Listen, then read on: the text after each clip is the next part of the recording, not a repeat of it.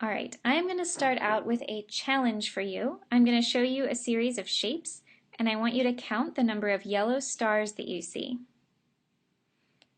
Also, count the number of red X's that pop up on the screen. So that's two separate numbers, one for how many yellow stars you see, and one for how many red X's come up on the screen. All right, so that was probably a challenging task because you had to count two different things, and I kept talking to you while you were trying to do that. That's an example of divided attention, which we'll talk about in just a second. But first, you probably want to see how you did. So let me show you everything that you just saw. All right, this is everything that popped up on your screen. There were 15 yellow stars and 13 red X's. And also, one smiley face. Don't worry if you didn't see this guy. We'll talk about that later. But now that you have a good example of how limited a resource your attention is, let's talk more about it. When you're paying attention to something, that means that you're concentrating on it at the exclusion of the other stimuli in the environment. A lot of times, though, we try to divide our attention and do multiple things at once. So maybe watch TV while studying, or try to count yellow stars while trying to count red X's. The thing is, as you just saw, attention is a limited resource, and we can't split it all that well when it comes to complicated stimuli. So if you're trying to do two things at once, you usually end up switching between those tasks rather than doing them simultaneously, even if you're switching so fast you can barely tell. So think back to when you had to count the yellow stars and the red X's. You couldn't really do that at the same time. You had to kind of flip back and forth. When you switch, or if you do just intend to focus on one thing at a time, you're exercising your selective attention. You can think of selective attention like a flashlight beam on some aspect of your environment.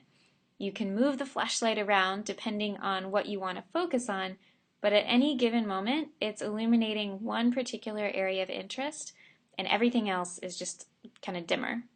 So the question is, what causes your flashlight beam to swing around and focus on one thing or another?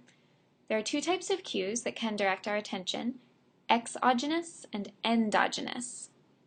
Exogenous cues are external to any goals we might have, meaning we don't have to tell ourselves to look for them in order for them to capture our attention. They include things like bright colors or loud noises, because you can be in the middle of a gripping conversation and have every intention on focusing on it, but a loud noise will still cause your focus to shift. And with salient visual cues, the ones that really stand out, this is called the pop-out effect. Something just pops out at us, like a yellow circle amidst a bunch of green circles. Endogenous cues, on the other hand, are more internalized and higher order, meaning they involve internal knowledge to understand the cue in the first place and the intention to follow it. Take an arrow, for example. If you didn't know what an arrow meant, then you wouldn't know to follow it. It's just some random lines on a piece of paper. But because you have the internal knowledge of what an arrow is, you can carry out an intention to look where it's pointing. One really good example of selective attention is the cocktail party effect, which you've probably experienced yourself multiple times. And this is your ability to attend to one voice, even amidst many others.